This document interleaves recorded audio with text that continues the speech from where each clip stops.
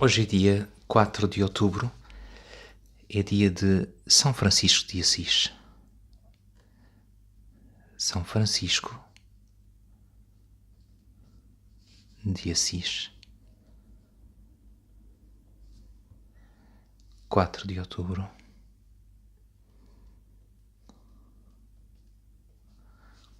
Um grande santo da vida da Igreja. Sabemos que o Papa escolheu o nome de Francisco. São Francisco nasceu em 1182, quando foi batizado. O pai, chamado Pietro de Bernardone, não estava, e a mãe escolheu para ele o nome de João. No entanto, quando o pai voltou, escolheu o nome de Francisco, e assim ficou.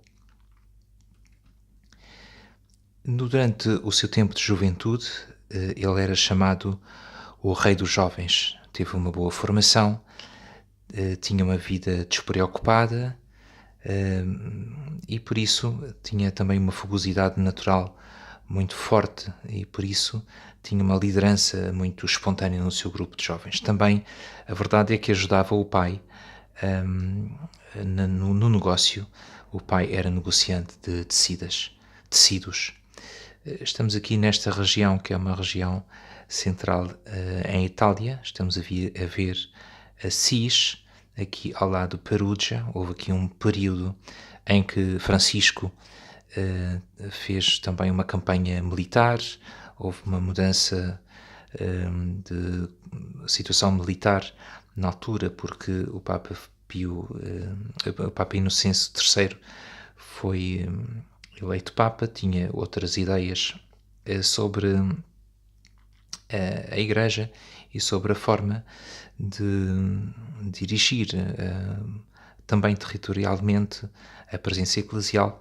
O facto é que nesta fase de vida aqui, São Francisco acaba por sofrer um primeiro revés que vai de algum modo estar ligado à sua conversão, ou seja, daquele momento fogoso como cavaleiro, como pessoa capaz, como pessoa que sente que tem poder sobre a realidade, que tem projetos, com uma tendência até, nós podíamos dizer, revolucionária. São Francisco depois vai ficar prisioneiro durante um ano, vai ficar doente. É nesta zona aqui de Spoleto que isso acontece. Ele vai ficar ali em 1203, depois regressa em 1204, e o facto é que quando voltou a casa ele sente interiormente que a sua vida não podia ser a mesma de antes. Ele ouvia uma voz que dizia servir o patrão e não o criado, ou seja, é uma vocação a servir Jesus. Há uma inquietação. Francisco vai em peregrinação até Roma, procurando uma verdade para a sua vida. Voltou desiludido, não gostou desta experiência, desta primeira viagem a Roma, e começa a servir os pobres, começa a estar junto dos mais pobres, a ajudar os leprosos. Nós temos aqui este momento em que Francisco abraça o leproso, não apenas faz a caridade, mas abraça-o, toca-o, e sabemos que a lepra era uma doença que podia contagiar. Há um momento dessa nova fase da vida de São Francisco que é um momento decisivo, porque houve uma voz que lhe diz: Francisco, reconstrói a minha igreja porque ela está em ruínas. E Francisco entende que se tratava de reconstruir igrejas que estavam efetivamente em ruínas, e isso vai acontecendo. São momentos em que ele chega a utilizar dinheiro do pai para cumprir aquela ordem, aquela voz interior que tinha sentido. Até que o pai, a uma certa altura, nada satisfeito com esta mudança de vida, porque tinha sonhado para o seu filho que fosse também negociante de tecidos, mas sobretudo vendo que Francisco começa a usar o dinheiro do pai, faz uma denúncia ao bispo, aqui temos o bispo local, e nesta fase da vocação, São Francisco vai por uma opção mais profunda de seguimento de Jesus, ou seja, restitui ao pai todos os seus bens, inclusivamente o manto, e segue Jesus numa nova vida. Foi colocado num convento de beneditinos porque achavam que havia ali alguma forma estranha de estar da parte de Francisco e que talvez a presença num lugar onde tivesse uma relação com outras pessoas, talvez até mais equilibradas do que ele, pudesse ajudá-lo, mas ele viu que não era isso o seu caminho. Tinha uma boa relação com as pessoas, mas Jesus chamava-o a um caminho diferente. E assim que começou, então, a sentir uma vocação própria. Em abril de 1208, na igreja, na missa celebrada na igreja de Santa Maria dos Anjos, houve uma vocação que é do Evangelho, que é a missão dos apóstolos, e então vai escolher uma maneira nova de vestir. Um manto que é de tela, praticamente uma túnica, depois aqui um capucho que pode cobrir a cabeça e que era usado também pelos camponeses, pelos agricultores, para se proteger, e andava descalço. E esta é a nova forma de estar. E ele vai atraindo vários companheiros. Há pessoas que ficam fascinadas com esta caridade, com este amor pelos pobres, e ficam também fascinados com esta forma de viver o Evangelho pela pureza da pobreza, ou seja, deixaram tudo para seguir o Evangelho e viver o Evangelho tal e qual como o Evangelho estava escrito. E foi assim que em 1209, depois de um tempo em que estão a reunir-se naquela planície que fica em frente da cidade de Assis, eram tantos, vinham já de outras zonas dali daquela região, que verificaram que isto podia ultrapassar a responsabilidade direta de Francisco, e assim que se dirigem até ao Papa Inocêncio III para pedir uma autorização. E o Papa, estamos a ver que abençoa, que dá essa autorização. E assim que começa o grupo de Francisco, o grupo dos franciscanos. Há também um ramo feminino. No Domingo de Ramos de 1211, Santa Clara decide seguir Jesus, também ela própria, com o estilo de São Francisco. Ela deixou a sua casa. Temos aqui Santa Clara, que acaba por ser a fundadora das Clarissas, pertence à família franciscana, e por isso esta opção de vida seguindo Cristo de forma profunda, direta, que nós podemos dizer até radical, ou seja, de acordo com as raízes mais profundas do sentido do Evangelho, atrai Santa Clara para este estilo de vida franciscano. Há também uma outra figura que nós podemos referir, que é a do próprio Santo António de Lisboa. Nós sabemos que Santo António ficou atraído porque São Francisco tinha mandado missionários franciscanos para a Espanha e um grupo também para Marrocos, no norte de África, porque Francisco sentia que o Evangelho era a palavra capaz de levar a paz, de transformar os corações. E naquele período de grande necessidade de um espírito diferente, de uma forma de estar, não na abundância e por isso a pobreza, não na luta e por isso no sentido do anúncio do Evangelho para levar a paz, nós temos esta fase em que os corpos dos mártires de Marrocos são trazidos para Portugal e Santo António, que era cônego regrante de Santo Agostinho, portanto que já pessoalmente procurava seguir uma vida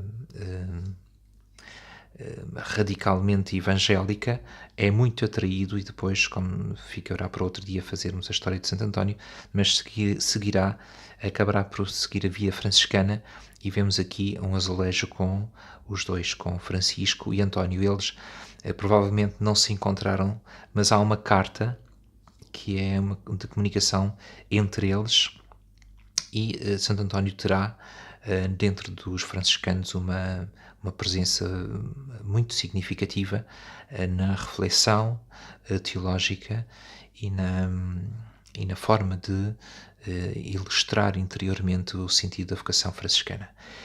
Na noite de 24 de dezembro de 1223, nós temos aqui uma aparição, que é uma aparição de Nossa Senhora e do Menino a São Francisco. São Francisco vai construir ele próprio um presépio. Diz-se que é o primeiro presépio que é representado de forma viva, ou seja, este mistério do nascimento de Jesus no meio de nós, o corpo de Jesus, traz a São Francisco uma ternura muito grande, um sentido profundo de contemplação.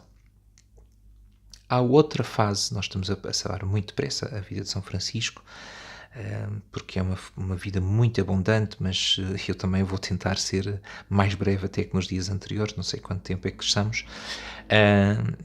Sei que foi a primeira biografia que eu li, e tinha cerca de 14 anos, e foi muito impressionante ver em São Francisco a forma como ele se relacionava com Jesus num amor profundo de entrega, de contemplação mística. Ele não se sentiu digno de ser sacerdote, não achava que as suas mãos não eram dignas de tomar o corpo de Cristo, mantinha, no entanto, esta grande amizade por Cristo, entregou-se completamente a Cristo, e nesta contemplação profunda houve um ano decisivo, o ano de 1224. Durante o verão ele retirou-se para ficar a fazer um jejum de cerca de 40 dias, preparando-se para a festa de São Miguel Arcanjo, que ainda há poucos dias nós celebramos, e nesse tempo a sua identificação com Cristo levou ao ponto de receber os estigmas, ou seja, de receber no seu próprio corpo as marcas da paixão do corpo de Jesus. Por isso, aquela humildade que ele teve em não se sentir digno de segurar o corpo de Cristo, de levantar o corpo de Cristo. Temos aqui esta imagem que eu estava a procurar antes, ou seja, que tem esta relação entre o retiro com o jejum feito por São Francisco e a preparação da festa de São Miguel. Este ponto é um ponto muito importante, porque para o progresso da vida de fé, de esperança e de caridade na vida cristã, realiza-se através da preparação das festas e das solenidades. Ou seja, não basta no próprio dia lembrar os santos, ou lembrar Nossa Senhora, ou lembrar os mistérios de Cristo. É necessário preparar-se, e por isso a Igreja sempre teve estes dias de retiro, estas novenas, os tríduos, ou até o próprio ritmo que o fiel, a própria pessoa, queira estabelecer para poder então estar pronto para celebrar aquela festa no dia em que ela acontece, mas com a participação total do seu ser. Estávamos a dizer que, entretanto, depois desta fase de 1224, a saúde de Francisco entra em declínio, ou seja, esta vida já estava plena, já estava completa. Então voltou para São Damião, perto daquele lugar onde o crucifixo lhe tinha falado, dizendo: reconstrói a minha igreja porque, como vês, ela está em ruínas. E aí compôs o Cântico do Sol e o Cântico das Criaturas. Ele morreu, vamos depois recitar o Cântico das Criaturas. São Francisco morreu, estamos aqui a ver primeiro a morte de São Francisco, acompanhado pelos seus irmãos cheio de luminosidade, e esta outra imagem em que vemos que os anjos o levam até ao paraíso. A morte foi na noite do dia 3 de outubro de 1226. Vamos então recitar o Cântico das Criaturas, ao menos numa parte, porque há uma ligação muito forte entre São Francisco e todas as coisas criadas por Deus. Louvado seja Deus na natureza, Mãe gloriosa e bela da beleza, e com todas as suas criaturas, pelo irmão Sol, Senhor Sol, o mais bondoso e glorioso irmão das alturas, o verdadeiro, o belo que alumia, criando a pura glória à luz do dia. Louvado seja pelas irmãs estrelas, pela irmã lua que derrama o luar, belas, claras, irmãs silenciosas e luminosas e suspensas no ar. Louvado seja pela irmã nuvem, que há de dar-nos a fina chuva que consola, pelo céu azul e pela tempestade, pelo irmão vento que rebrame e rola. Louvado seja pela preciosa bondosa água, irmã útil e bela, que brota humilde, é casta e se oferece a todo o que apetece o gosto dela. Desculpem aqui, vou passar a página. Louvado seja pela maravilha que rebrilha no lume, o irmão ardente, tão forte que amanhece a noite escura, e tão amável que alumia a gente. Louvado seja pelos seus amores, pela irmã Madre Terra e seus primores, que nos ampara e oferta seus produtos, árvores, frutos, ervas, pão e flores. Louvado seja pelos que passaram os tormentos do mundo dolorosos e, contentes, sorrindo, perdoaram, pela alegria dos que trabalharam, pela morte serena dos bondosos. Louvado seja Deus, na Mãe querida à natureza, que fez bela e forte. Louvado seja pela irmã vida, louvado seja pela irmã morte. E aqui sim ficamos com o Cântico das Criaturas como oração para nos ajudar neste dia. A bênção de Deus para todos.